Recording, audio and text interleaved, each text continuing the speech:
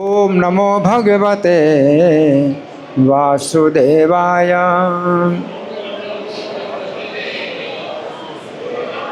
ओम नमो भगवते वासुदेवाय। ओम नमो भगवते वासुदेवाय।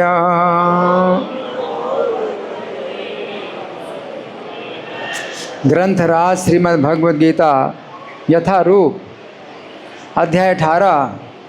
अध्याय का नाम है उपसंहार संन्यास की सिद्धि और श्लोक संख्या है 17। तो आपके पास पुस्तक नहीं है और बोर्ड में भी नहीं आ रहा, तो आप लोग मेरे पीछे बोले हैं, कोशिश करिए बोलने की, ठीक है। यस्य नाहं कृतो भावो बुद्धिर्यस्य न लिप्यते हत्वापि साइमान् लोकान् न हन्ति न निबध्यते। यस्य नाहं कृतो भावो बुद्धिर्यस्य न लिप्यते हत्वापि साइमान् लोकान् न हन्ति न निबध्यते। अब मेरे पीछे शब्दार्थ बोलेंगे, ठीक है। यस्य, सब लोग बोलिए, यस्य जिसके, न नहीं, अहंकृतः मिथ्या अहंकार का, भावः स्वभाव, बुद्धि बुद्धि, यस्य जिसकी, न कभी नहीं, लिप्यते आसक्त होती है, हत्वा मार कर, अपि भी, सह वह, ईमान इस, लोकान संसार को, न कभी नहीं, हंति मारता है, न कभी नहीं, निबध्यते बद्ध होता है। अनुवाद मेरे पीछे बोलिए।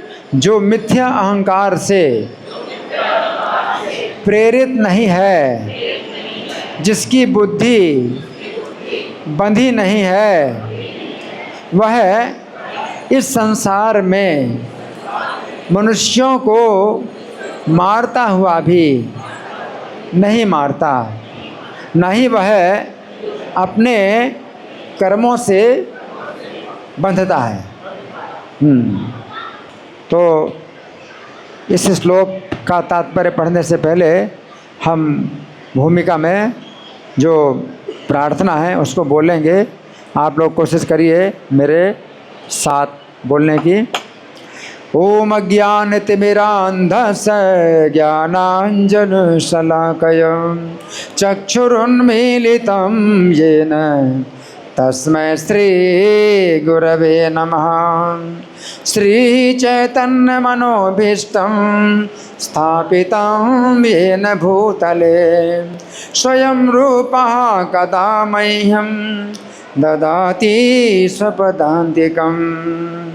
वन्देऽहं श्रीगुरो श्रीयुतपदकमलं श्रीगुरून् वैष्णवांश्च श्रीरूपं साग्रजातं सहगण रघुनाथान्वितं तं सजीवं साद्वैतं सावधूतं परिजनसहितं कृष्णचैतन्यदेवं श्रीराधा कृष्णपादान् सहगण ललिता श्रीविशाखान्वितांश्च।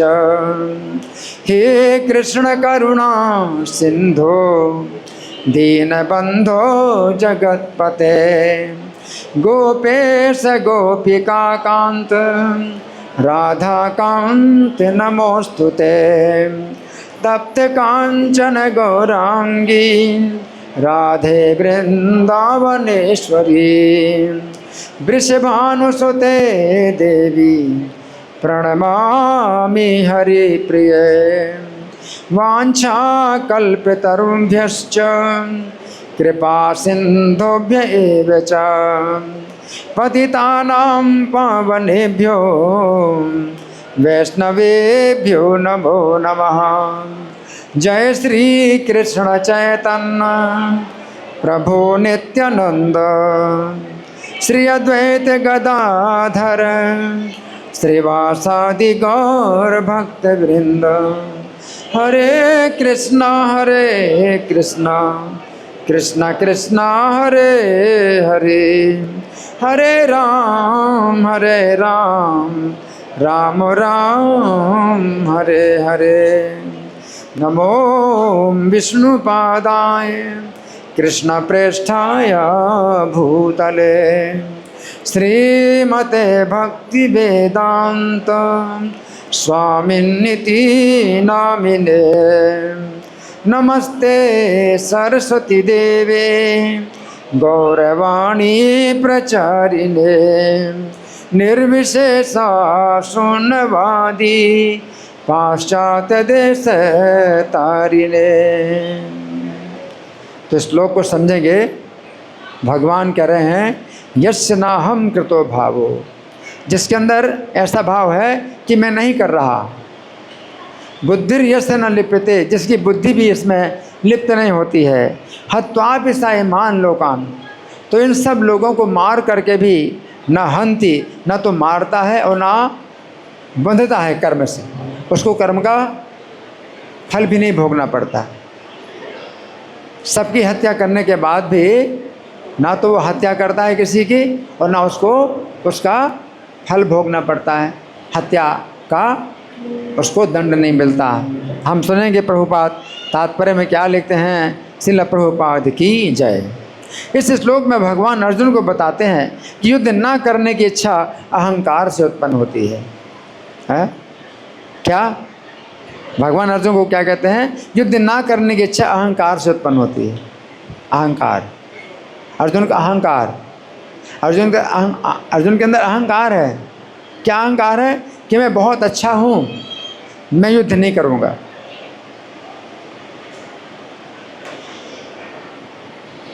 अर्जुन का स्वभाव है युद्ध करने का, क्षत्रिय का स्वभाव है युद्ध करने का।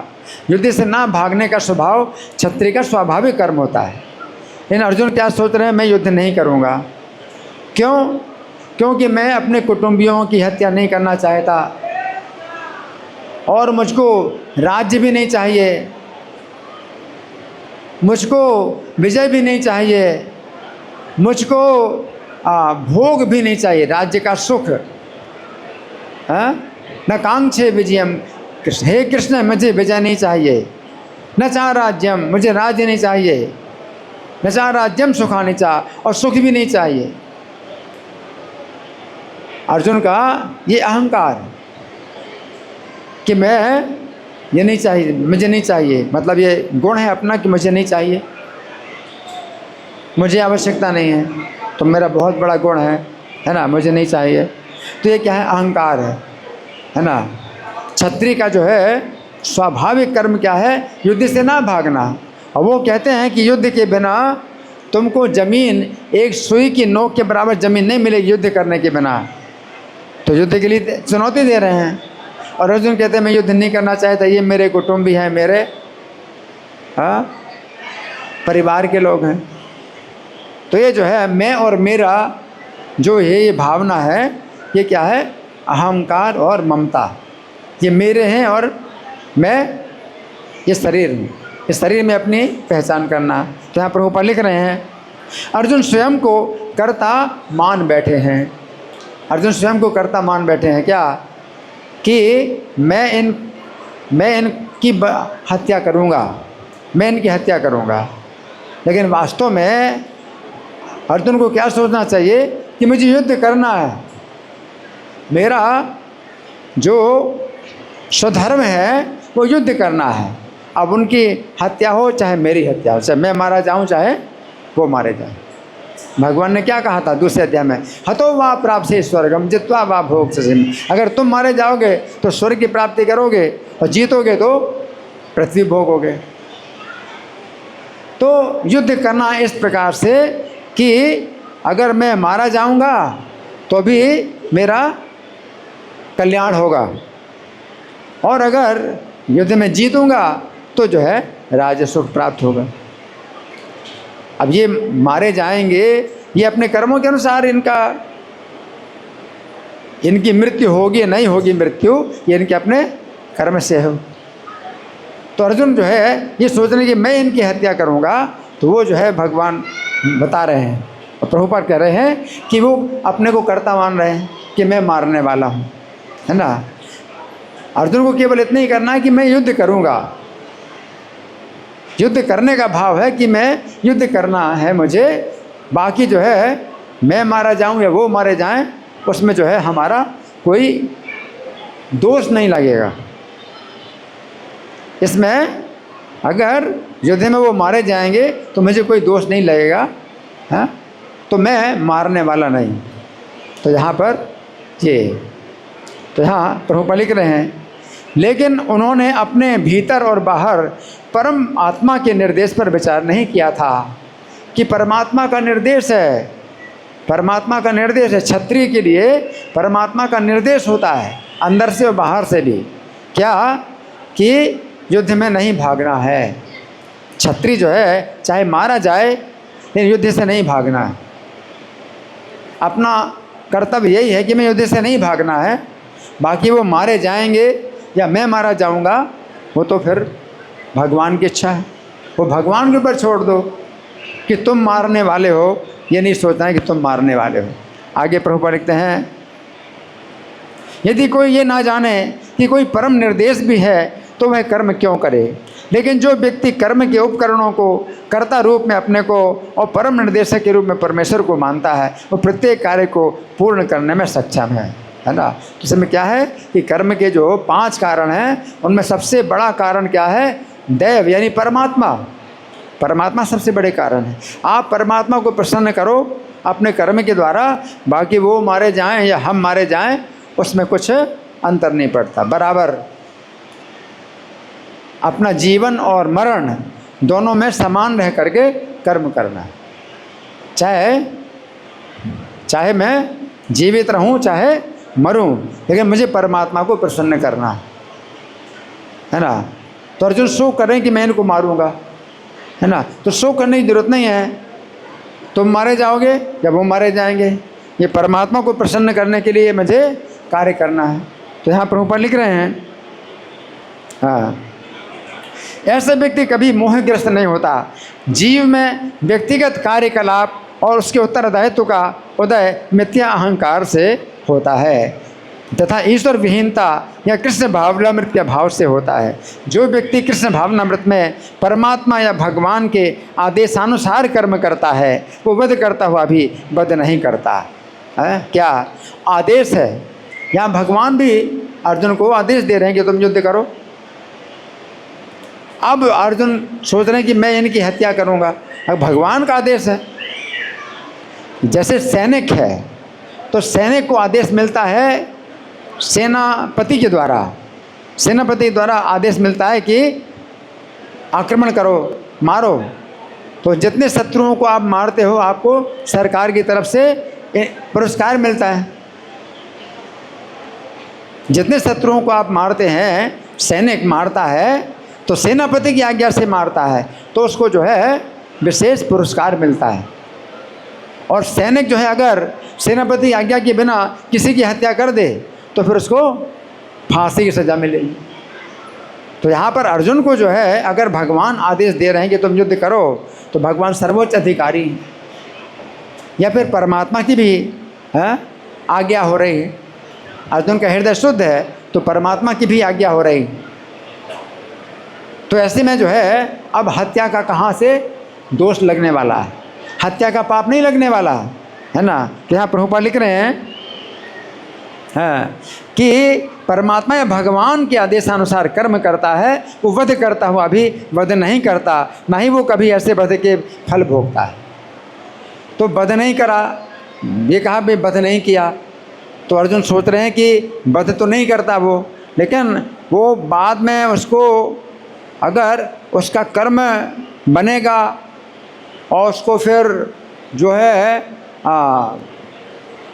दंड भोगना पड़े, कर्म का बंधन होगा, तो भगवान कहते नहीं, कर्म का बंधन नहीं होगा।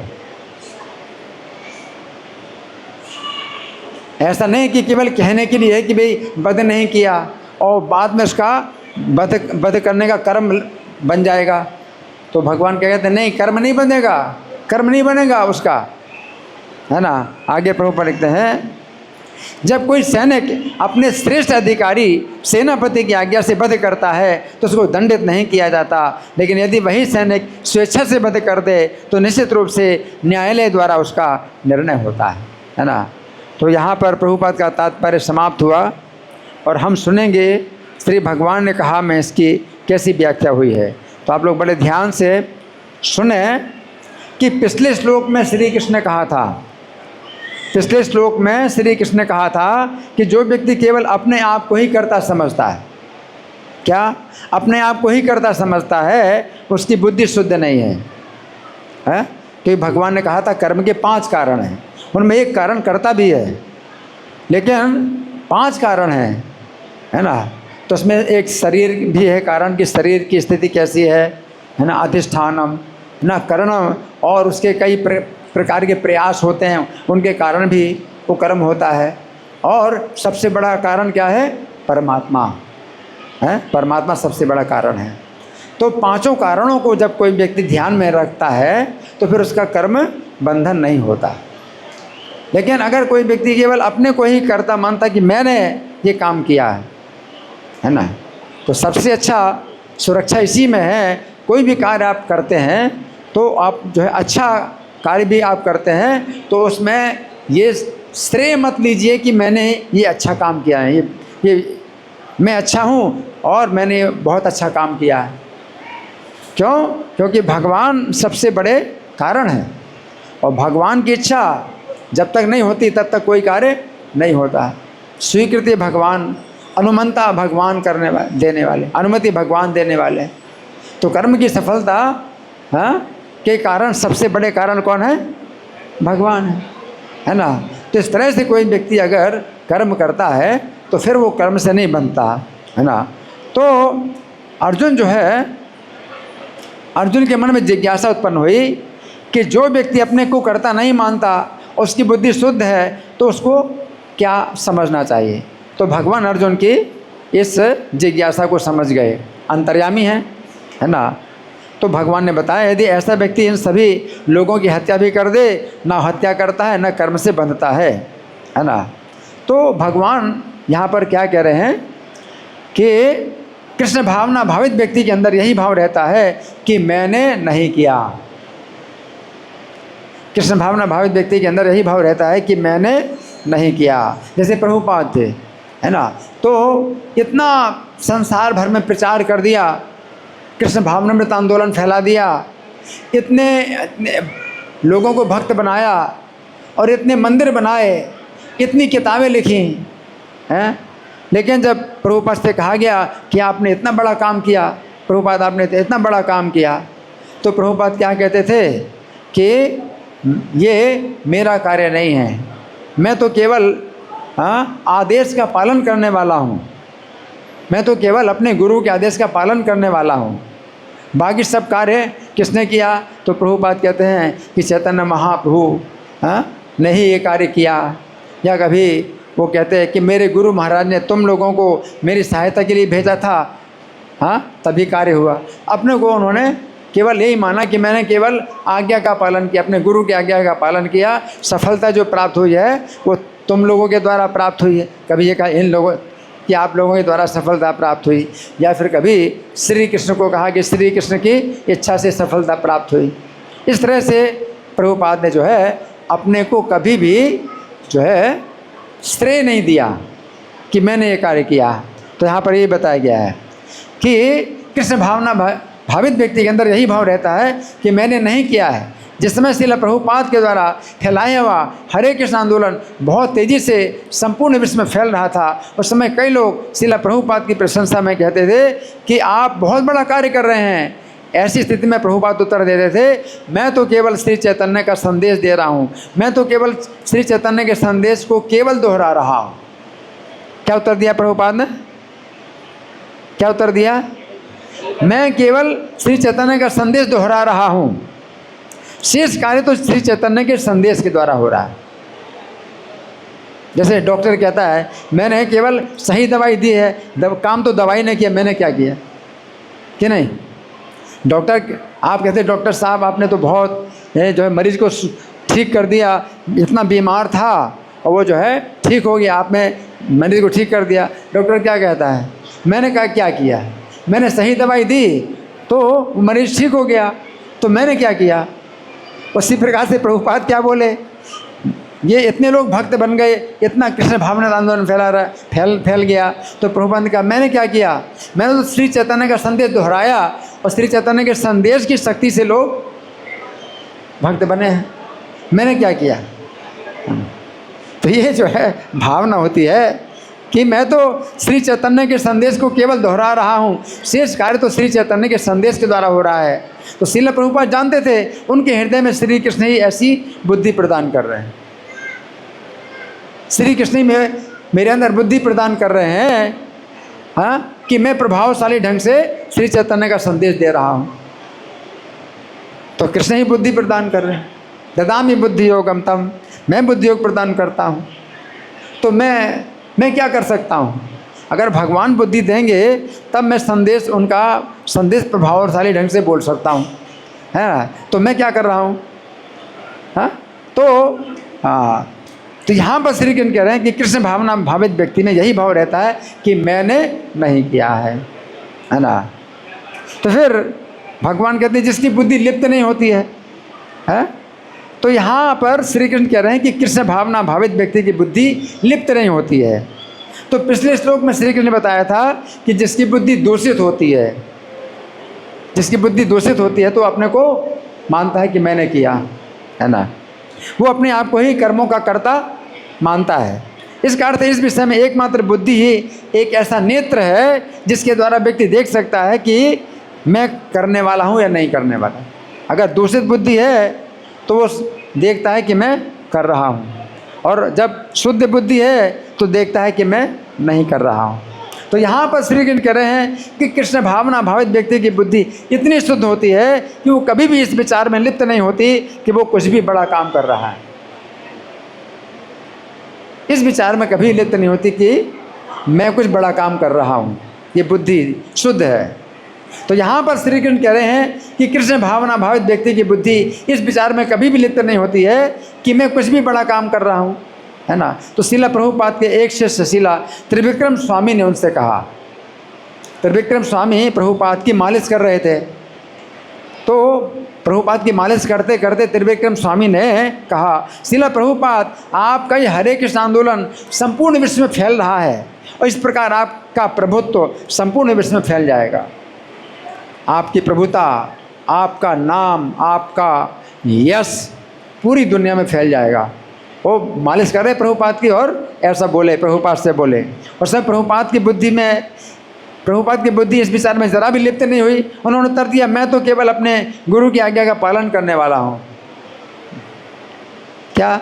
मैं तो केवल ऑर्डर कैरियर हूँ।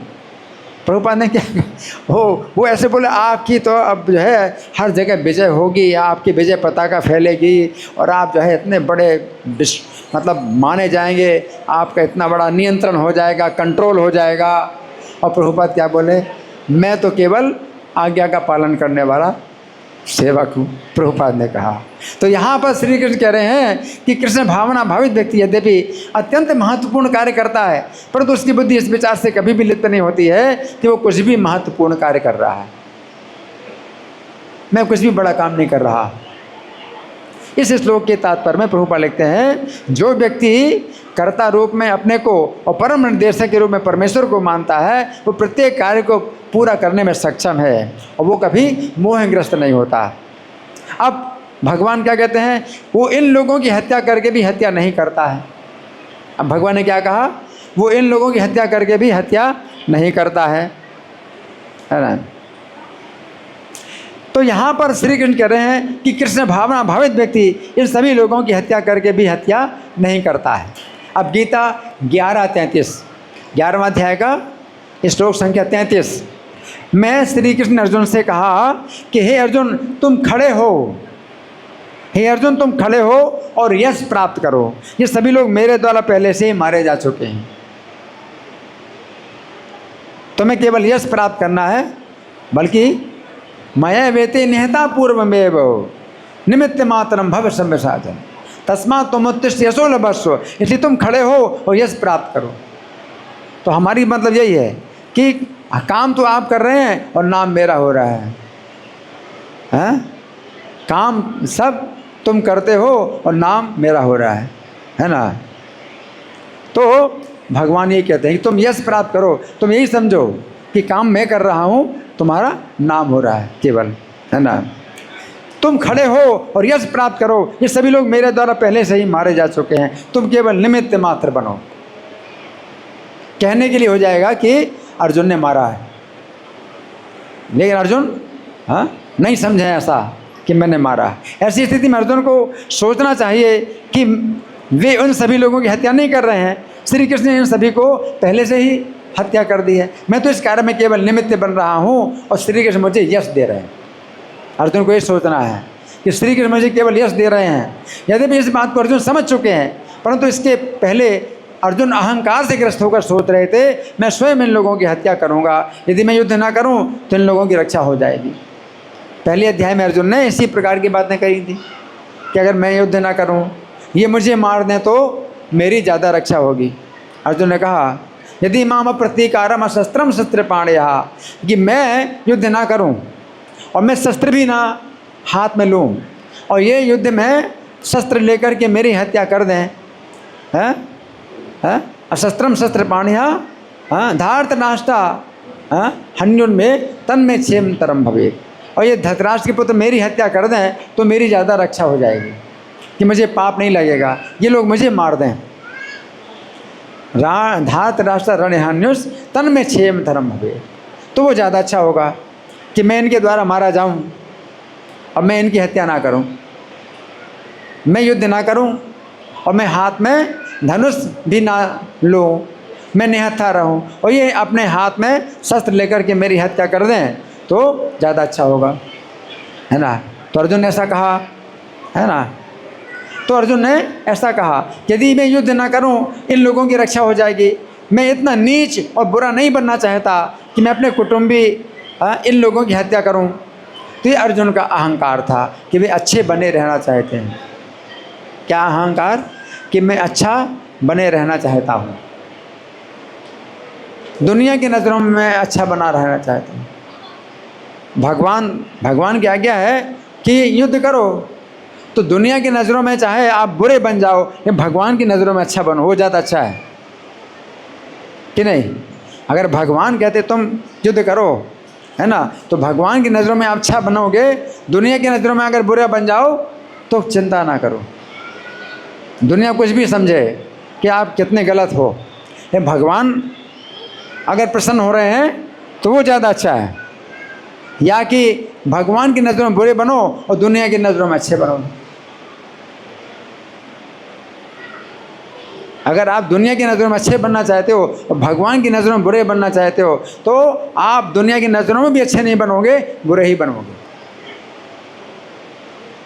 जैसे गांधी जी थे तो देशवासियों की सेवा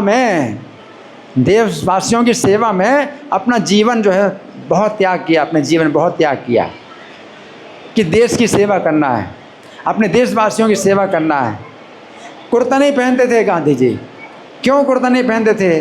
किसी ने कहा कुर्ता क्यों नहीं पहनते? गांधी जी ने कहा कि जब देश के प्रत्येक व्यक्ति को कुर्ता मिल जाए तब मैं कुर्ता पहनूंगा। तो इतनी भावना देशवासियों के प्रति थी, लेकिन उन्हीं देशवासियों ने उनकी हत्या कर दी। क्यों? क्योंकि भगवान की नज़रों में वो जो है, भगवान की नज़रों में अच्छे नहीं बनना चाहते, भगवान के आदेश के अनुसार कार्य नहीं करना चाहते, और अब दुनिया की नज़रों में अच्छे बनना चाहते। और जबकि प्रभुपाद क्या है, भगवान की नज़रों में अच्छे बनना चाहते, दुनिया चाहे जितना भी बुरा बोले। और प्रभुपाद ने सब की जो है निंदा की। जितने भी जो है भौतिकतावादी हैं, वैज्ञानिक हैं, लेखक हैं, सब की निंदा की। आज की शिक्षा की निंदा की है कि कुत्ते बिल्लियों का जो है समाज है, और फिर भी जो है प्रभुपाद जो है अच्छे बने रहे सबकी नज़रों में, क्योंकि भगवान की नज़रों में अच्छे बन गए। और भगवान की नज़रों में अगर आप अच्छे बनते हैं तो फिर दुनिया भी जो है क्या आपको अच्छा ही मानेगी। चाहे शुरू में लगे कि भाई ये गलत काम कर रहे हैं, ये साधु होकर के कैसी ऐसी हैं कठोर बातें बोल रहे हैं, आप साधु हैं, आप इतनी कड़वी बातें कैसे बोल रहे हैं, तो लोग बोलते थे। लेकिन बाद में सब ने प्रभुपाद को अच्छा ही माना, है ना। तो भगवान की नज़रों में अगर आप अच्छे बनते हैं तो सबकी नज़रों में अच्छे बन जाएंगे, चाहे शुरू में लोग अच्छा ना माने।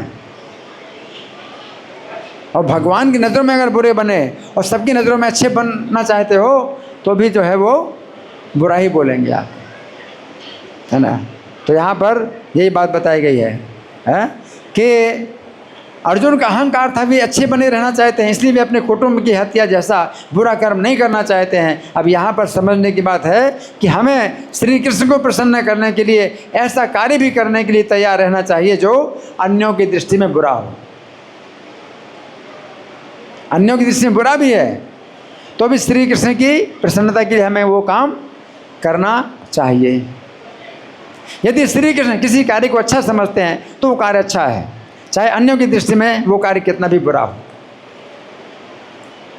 यदि हम अन्यों की दृष्टि में या अपनी दृष्टि में अच्छे बनते हैं तो श्री कृष्ण की दृष्टि में बुरे बनते हैं, और यदि हम श्री कृष्ण की दृष्टि में अच्छे बनते हैं तो हम अपनी दृष्टि में अन्यों की दृष्टि में बुरे बनते हैं। ऐसी स्थिति में हमें अपने अहंकार का त्याग करके सोचना चाहिए कि मेरी दृष्टि में कोई कार्य कितना भी बुरा हो, यदि वो कार्य श्री कृष्ण की दृष्टि में अच्छा है तो मुझे वही कार्य करना है।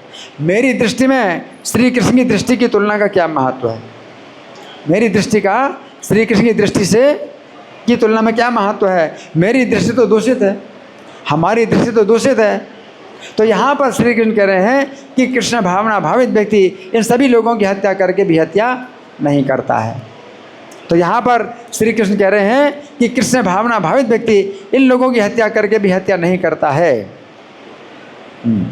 हाँ, अब भगवान कहते हैं हत्वापि स एमान लोकान न हंति न निबध्यते, अर्थात वो इन लोगों की हत्या करके भी कर्म से नहीं बंधता, उससे हत्या का पाप नहीं लगेगा। भगवान कह रहे हत्या का पाप नहीं लगेगा। तो यहाँ पर श्री कृष्ण कहना चाहते हैं ऐसा नहीं है कि कृष्ण भावना भावित व्यक्ति इन लोगों की हत्या करके केवल सोचता है कि उसने हत्या नहीं की है। नहीं, ये केवल सोचने की बात नहीं है, बल्कि सचमुच उसे हत्या करने का फल नहीं भोगना पड़ेगा ना। इसीलिए श्री कृष्ण ने यद्यपि पहले ये बात कही थी कि वो हत्या करके भी हत्या नहीं करता है, अभी इस बात को स्पष्ट कर रहे हैं कि वो हत्या करके भी हत्या के फल से नहीं बंधता है। केवल सोचने की बात नहीं कि भाई मैंने नहीं किया, आप सोचो हत्या का भी आपको फल नहीं भोगना पड़ेगा। तो यहाँ पर श्री कृष्ण कह रहे हैं कि कृष्ण भावना भावित व्यक्ति अपने कुटुंबी की हत्या करके भी ना तो हत्या करता है ना ही पाप से बनता है। यदि हम इस बात पर अपने लिए विचार करें तो हम कह सकते हैं अब हमारे लिए तो ऐसी कोई बात नहीं कि हम अपने कुटुंबियों की हत्या कर रहे हैं। वो तो अर्जुन का वो जो समय था वो समय की बात थी अर्जुन के लिए है, और हमारे लिए क्या है। यदि हम इस बात पर अपने लिए विचार करें तो हम कह सकते हैं हमें अपने भौतिकतावादी कुटुंबियों की शिक्षा के अनुसार कार्य न करके श्री कृष्ण की शिक्षाओं के अनुसार कार्य करना चाहिए। हमारे कुटुंबी लोग क्या कहते हैं, क्या कहते हैं कि पैसा कमाओ, है अपना पालन करो, परिवार का पालन करो, कुटुंब का पालन करो, यही पूजा है, यही सबसे बड़ी पूजा है, यही सबसे बड़ा धर्म है। कुटुंबी लोग ये कहते हैं, है ना। तो अब क्या है, हमें अपने भौतिकतावादी कुटुंबियों की शिक्षा के अनुसार कार्य ना करके श्री कृष्ण की शिक्षाओं के अनुसार कार्य करना चाहिए। ये भी एक प्रकार से कुटुंब की हत्या है। ये भी एक प्रकार से कुटुंबी की हत्या है।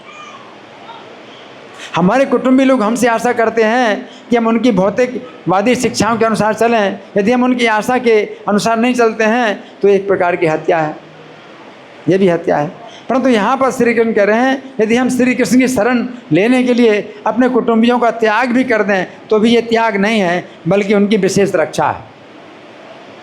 अब कोई भक्त जो है अपने परिवार को छोड़ करके भक्त बन जाता है ना, तो ऐसा लगता है कि भाई अपने परिवार की हत्या कर दी इसने, अपने परिवार को छोड़ करके मंदिर में भक्त बन गया। लेकिन ये कुटुंबियों का जो त्याग किया है तो ये त्याग नहीं बल्कि विशेष रक्षा है, अपने कुटुंब की विशेष रक्षा है। इस त्याग के द्वारा हमारे कुटुंबियों को श्री कृष्ण के द्वारा विशेष संरक्षण प्राप्त होगा।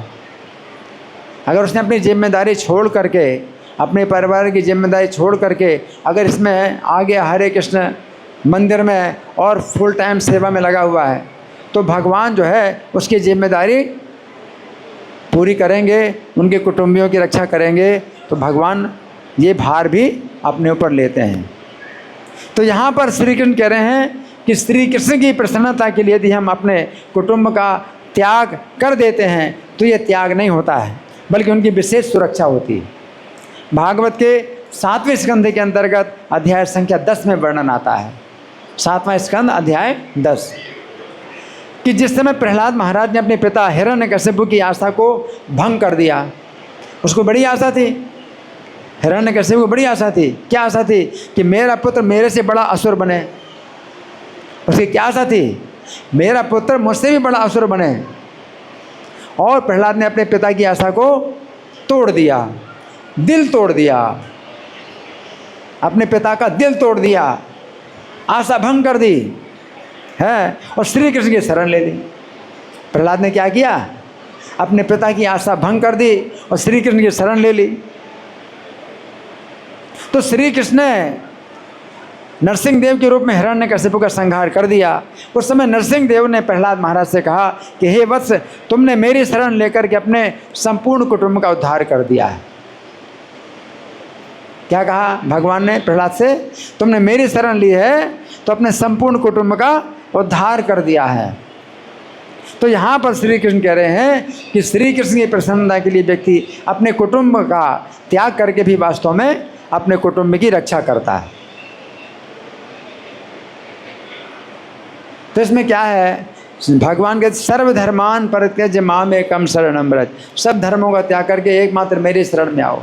अब कोई व्यक्ति इस बात को अगर समझ ले सब धर्मों का, तो सब धर्मों का मतलब क्या है? लोग बहुत से धर्म बताते हैं, भाई देश की सेवा करना सबसे बड़ा धर्म। अभी ये भी लिखा रहता है देश की सेवा से बड़ा कोई धर्म नहीं, तो ये भी देश की सेवा को जो है सबसे बड़ा धर्म बताते हैं। और भगवान के सब धर्मों को त्याग के मेरी शरण में आओ। तो कोई देश की सेवा को बहुत बड़ा धर्म बताता है और कोई मानव सेवा को बहुत बड़ा धर्म बताता है, कहते मानव सेवा ही बहुत बड़ा धर्म है। तो इस तरह से कई प्रकार के जो है कुटुंबी की सेवा को बहुत बड़ा धर्म बताते हैं। तो कई प्रकार की जो है सेवाओं को धर्म बताते हैं। लेकिन कोई व्यक्ति अगर सब धर्मों को त्याग के कृष्ण की शरण में लेता है तो उसकी जो है सब प्रकार से रक्षा होती है, उसके सब धर्म पूरे होते हैं। अगर कृष्ण की सेवा करता है वो, तो वो जो है अपने देश की भी रक्षा करता है और अपने कुटुंब की रक्षा करता है, अपने परिवार की रक्षा करता है और अपनी भी रक्षा करता है, सबकी होता है। इसका जो है एक वैज्ञानिक उदाहरण है, एक वैज्ञानिक उदाहरण है। जैसे वृक्ष की आप जड़ में सिंचन करते हैं, यथा स्कंध शाखा नाम तरोर्मूलावसेचनम। आप वृक्ष की जड़ में अगर सिंचन करते हैं तो वृक्ष के जो है जो तना है और शाखाएं हैं और पत्तियां हैं सबका सिंचन हो जाता है। यथा स्कंद शाखा नाम तरोर्मूलावसेचनम एवं आराधनम विष्णुर सर्वेषाम आत्मनस्य ही। उसी प्रकार से विष्णु की आराधना करने से सबकी आराधना हो जाती है और अपने भी आराधना हो जाती है। ये सिद्धांत जो है ये आप जो है समझ नहीं सकते, बुद्धि से आप समझ नहीं सकते। आप कितनी बुद्धि लगाओगे? आप कहेंगे कि भैया पेड़ की आप नीचे मिट्टी में पानी डाल रहे हो तो पेड़ का सिंचन कैसे होगा? पेड़ तो ऊपर है। अगर बुद्धि से विचार करोगे तो क्या कहोगे? पानी बर्बाद कर रहे हो, मिट्टी में पानी डाल रहे हो और पेड़ तो ऊपर है, तना है, शाखाएं, पत्तियां हैं, वो तो ऊपर है, तो ऊपर सिंचन करो। नीचे मिट्टी में पानी बर्बाद कर रहे हो। तो बुद्धि से ये समझ में नहीं आती बात है। लेकिन होता ऐसा ही है। क्या होता है? होता ऐसा ही है। आपकी बुद्धि नहीं समझ सकती। ये होता क्या है? आप मिट्टी में पानी डालते हो और पेड़ ऊपर हरा भरा होता है, सब पानी ऊपर जाता है। उसी प्रकार से समझ में नहीं आती बात। भाई ये कि सब छोड़ करके, देश की सेवा छोड़ करके, समाज की सेवा छोड़ करके, मानवता की सेवा छोड़ करके ये हरे कृष्ण का भक्त बन गया। अब ये क्या समाज की सेवा कर रहा है? ये क्या देश की सेवा कर रहा है? ये तो जो है फालतू में जो है भक्ति कर रहा है, क्या सेवा कर रहा है? उसी प्रकार वही है, वही बात है कि आप मिट्टी में पानी डाल रहे हो, पानी बर्बाद कर रहे हो, सब पानी बर्बाद कर रहे हो। पेड़ तो ऊपर है, सींचो पेड़ को, सींचो, तो एक एक पत्ती को सींचो।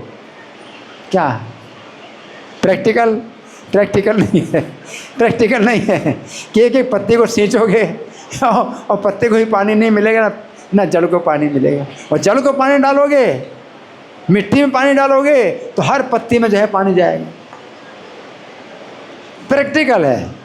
आपकी बुद्धि जो है यहाँ काम नहीं करती, बुद्धि काम नहीं करती। देखो ये हरे कृष्ण का भक्त बन गया है, ये तो पागल हो गया है, समाज में बिल्कुल बेकार है, परिवार के लिए बेकार है, ये तो हरे कृष्ण का भक्त बन गया है, बेकार हो गया है, अपना जीवन बर्बाद कर दिया। न समाज की सेवा करता है, न परिवार की सेवा करता, न देश की सेवा करता है, बेकार हो गया, बिल्कुल बेकार हो गया ये।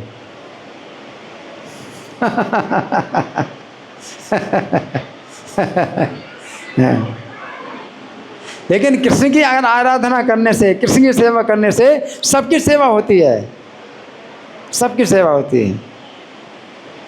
अपने कुटुंब की भी सेवा होती है, हैं, और अपने जो है समाज की सेवा होती है, अपने देश की सेवा होती है, सबकी सेवा होती है। तो ये सब बातें जो है क्या है कि ये प्रैक्टिकल है, लेकिन बुद्धि से नहीं समझ में आती। अगर बुद्धि लगाओगे तो क्या कहोगे? सब बेकार का काम है, ये हरे कृष्णा वाले जो है सब बेकार का काम करते हैं, हरे कृष्णा करते हैं, कुछ है प्रैक्टिकल कुछ भी काम नहीं। प्रैक्टिकल अगर देखो, प्रैक्टिकल में देखो तो क्या होता है? सब कुछ अच्छा होता है, सब कुछ बढ़िया होता है कृष्ण को प्रसन्न करने से, है ना। रहीम कवि ने भी एक दोहा लिखा है, क्या? एक ये साधे सब सधे, सब साधे सब जाएं, रहीमन सींचे मूल को, फूलें फले हराएं। रहीम कहते हैं कि मैं तो जो है पेड़ को सिंचन करता हूँ तो पूरा पेड़ जो है फलता है, फूलता है, हरा होता है, हरा भरा होता है। एक ये साधे सब सधे, एक को साधो तो सब सध जाता है। तो कृष्ण को प्रसन्न करोगे, है ना, तो सभी प्रसन्न होएंगे, अपना परिवार भी, कुटुंब भी। अभी लगता है कि भाई हैं ये सब जो है बड़े दुखी हो रहे हैं, लेकिन आगे चलकर क्या होता है? सब प्रसन्न होते हैं, सब प्रसन्न होते हैं, है ना। तो श्री कृष्ण को जो है एकमात्र प्रसन्न करें। तो एक भजन भी है, मुझे है काम ईश्वर से, जगत रूठे तो रूठन दे। मुझे है काम ईश्वर से, जगत रूठे तो रूठन दे। अगर जगत, पूरा जगत रूठ जाए तो रूठने दो, मुझे ईश्वर को प्रसन्न करना है, मुझे कृष्ण को प्रसन्न करना है। तो शुरू में जो है आपको ऐसे ही लगेगा कि ये काम जो है मतलब पागलपन, ये मैं पागल हो गया हूँ। अपने को भी लगेगा मैं पागलपन कर रहा हूँ, हैं, मैं कहाँ से यहाँ आ गया, हैं, कृष्ण की सेवा में आ गया, अपना परिवार घर सब छोड़ दिया, अब क्या। लेकिन जैसे जैसे जो है भक्ति में जो है हम आगे बढ़ते हैं और कृष्ण प्रसन्न होते हैं, तो वैसे वैसे फिर परिणाम जो है सब अनुकूल होते हैं, सब अनुकूल होने लगते हैं, सब कुछ अच्छा होने लगता है, सबका जो है समर्थन मिलने लगता है ना।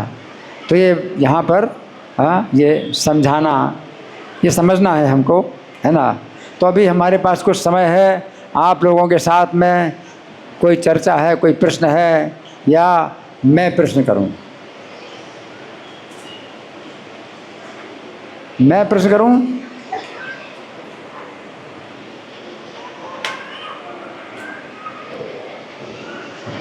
अच्छा ठीक है, तो मैं प्रश्न कर रहा हूं, है ना?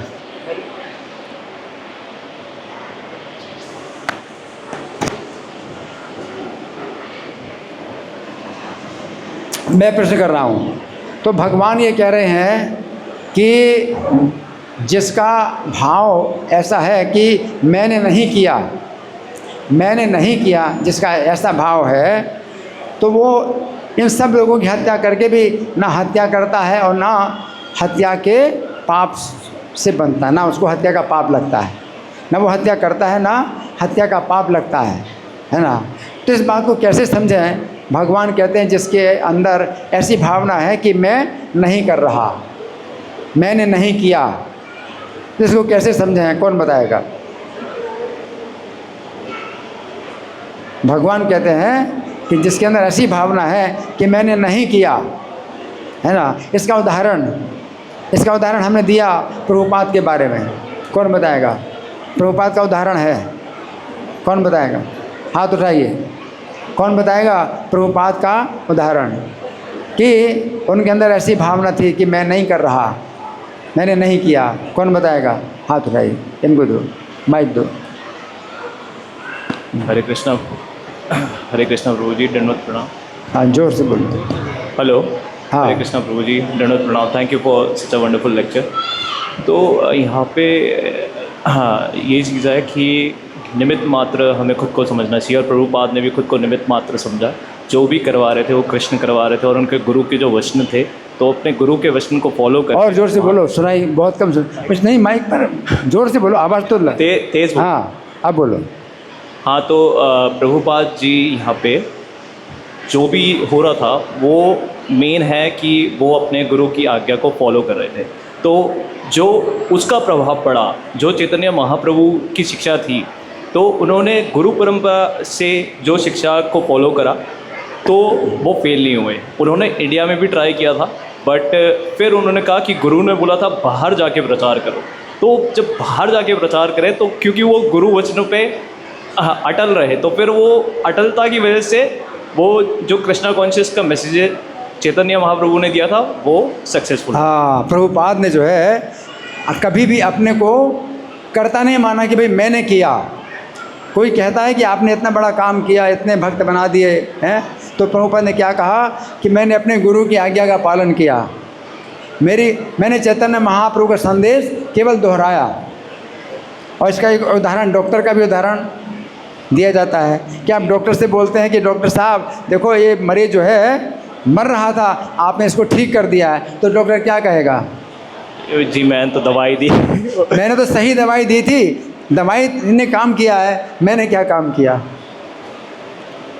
डॉक्टर क्या करता है? वो तो अगर सही दवाई देता है तो दवाई काम करती है कि मर रहा था वे और बच गया मरने से, तो दवाई ने काम किया। तो प्रभुपाद ने क्या कहा? मैंने चैतन्य का संदेश केवल दोहराया और लोग जो है जीवन पवित्र हो गया उनका, उनके सब व्यसन दूर हो गए, नशा छूट गया, सब छूट गया। तो मैंने क्या किया? मेरा केवल इतना ही काम था कि चैतन्य का संदेश मैंने दोहरा दिया। मेरा केवल इतना ही गुण है कि मैंने कुछ जोड़ा नहीं, कुछ घटाया नहीं। प्रभुपाद ने क्या कहा? मैंने चैतन्य का संदेश को जो है ना तो कुछ इसमें जोड़ा और ना कुछ घटाया, ज्यों कहते हैं दोहराया, तो वो काम जो है फिर चैतन्य के संदेश की शक्ति से हुआ, है ना? जैसे डाकिया होता है, पोस्टमैन। तो पोस्टमैन जो है आपके पिता का पत्र है, उन्होंने भेजा है, तो आपको पहुंचा देता, आपके हाथ में पहुंचा देता है। तो उसने तो केवल संदेश पहुंचा दिया, है ना? और वो संदेश उसमें अपना कुछ जोड़ा नहीं, कुछ घटाया नहीं, आपके पिता का संदेश पहुंचा दिया। ऐसी भगवान का संदेश जो है, जो गुरु आचार्य हैं, वो जब पहुंचाते हैं तो यथावत पहुंचाते हैं, पोस्टमैन की तरह, कि भगवान का संदेश है और भगवान ने ये कहा है मुझमें मन लगाओ, मेरे भक्त बनो, मेरी पूजा करो, मुझे नमस्कार करो, है ना? तो मैंने दोहराया, और भगवान का संदेश आपको मिल गया तो जीवों को जो है क्या होता है वो शुद्ध करता है। शुद्ध कर दे। तो भगवान का संदेश शुद्ध करता है। मैं केवल भगवान का संदेश दोहराता हूँ और शुद्ध है संदेश जो है वो आप सुनते हैं तो आप शुद्ध होता है। लेकिन कोई व्यक्ति जो है अगर भगवान के संदेश को जो है कुछ जोड़ता है अपनी बात या कुछ निकालता है, अशुद्ध हो जाता है। अब वो लोग शुद्ध नहीं होते। तो बहुत से लोग जो है भगवान के संदेश के नाम पर कुछ अपनी बातें जोड़ देते हैं और कुछ निकाल देते हैं, भगवान की बात को निकाल देते हैं। अब संदेश दूषित हो गया तो अब लोग जो है फिर भक्त नहीं बनते, लोग शुद्ध नहीं होते। तो प्रभुपाद ने अपना गुण जो माना वो यही कि मैंने कुछ जोड़ा नहीं ना कुछ घटाया, ज्यों कहते हैं दोहरा दिया भगवान का संदेश और लोग जो है शुद्ध हो गए उससे। तो मैंने क्या किया, इतने ही किया कि दोहराया है। तो ये जो है क्या है कि मैं करता नहीं। अर्जुन के लिए भगवान ने क्या कहा, कौन बताएगा?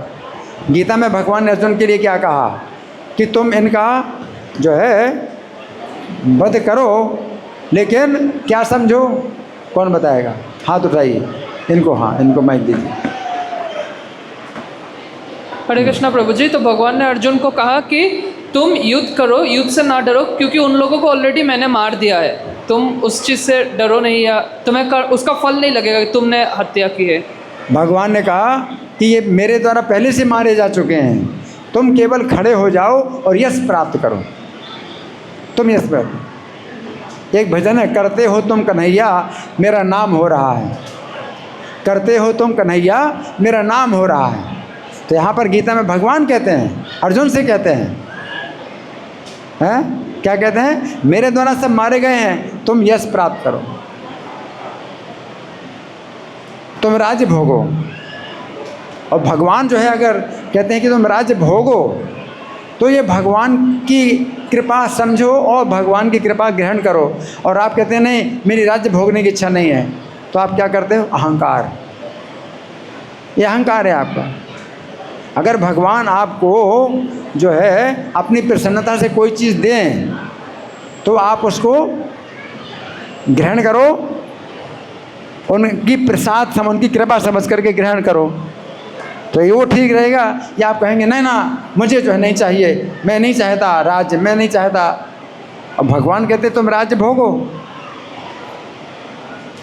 तो इसी प्रकार से जैसे मैं आपको भगवान का प्रसाद देता हूँ, आप कहते नहीं मुझे नहीं लेना, मुझे नहीं खाना, तो ये क्या है? अहंकार है।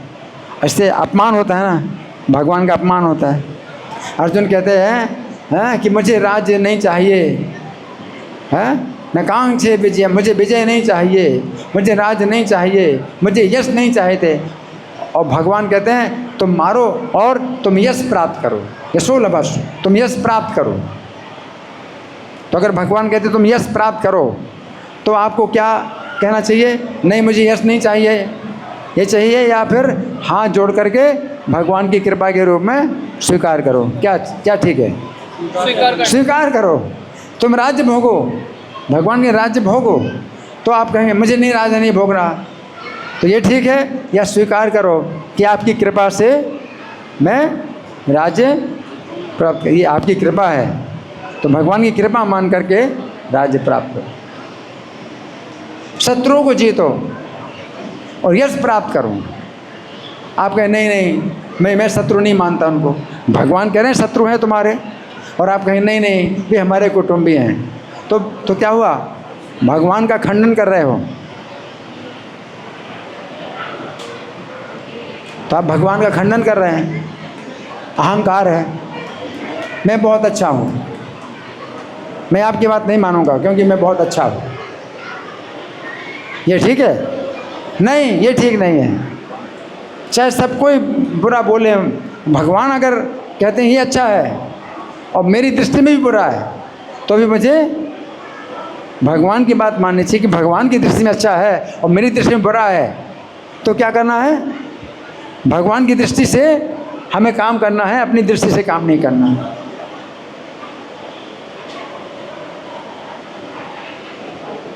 तो युद्ध के बीच बीच में भी भगवान अर्जुन को कहते थे अब तुम युद्ध करो। अर्जुन कहते थे मुझे तो अच्छा नहीं लग रहा, या आप चाहते हैं तो मैं कर रहा हूँ। अर्जुन को अच्छा नहीं लगता था युद्ध में जो है अपने कुटुंबियों की हत्या करना अच्छा नहीं लगता। अर्जुन कहते हैं मुझे अच्छा नहीं लग रहा है, लेकिन आपकी इच्छा है तो मैं करूँगा। करिष्ये वचनम तव, आपके वचन आपके आज्ञा का पालन करूँगा। तो ये है, कई बार हमें अच्छा नहीं लग रहा है, ये भगवान को अच्छा लगता है, तो हमें क्या करना है? हमें अच्छा ना लगे तो अभी हमें वो काम करना है कि भगवान को अच्छा लग रहा है। तो ये फिर कहा जाएगा भक्ति, समर्पण, और नहीं तो अहंकार। अहंकार, अहंकार, मैं अच्छा आदमी हूँ, आपकी बात नहीं मानूंगा। भगवान आप कह रहे हैं कि मैं ये काम करूं, मैं तो अच्छा आदमी हूं, मैं आपकी बात क्यों मानूं?